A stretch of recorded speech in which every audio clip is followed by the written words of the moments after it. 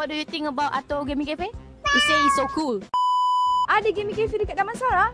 Jom kita pergi tengok. Dekat Google rate 4.3. Is it really good? So jom check in dengan Pandu Babes. Jom. Masuk je dalam terasa vibe urban and cozy. Tapi serius lah, macam mana diorang boleh letak kereta vintage atas tu? Ada Xbox, PS4, PS5, nak lepak, nak belasah member atau pick up crush, semua boleh.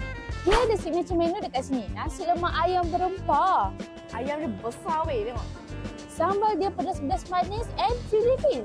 Nak ringan, mi goreng pun ada.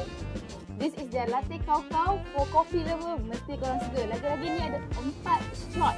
So, Atau Gaming Cafe, Pass the vibe check!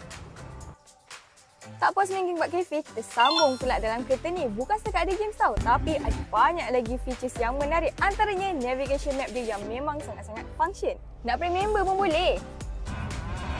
Ih, busuk! Seat belakang dia ni sumpah selesa gila. And ada screen yang boleh kontrol aircon dan juga kerusi depan tau. And ada kita. Dan juga bosan-bosan korang boleh main game. I know how good cempedak goreng is. Jadi kalau korang nak kereta korang berbau, letak je dekat bahagian bonet ni. Senang. Nak smart? Nak stylo? Tesla Model 3 jawapannya.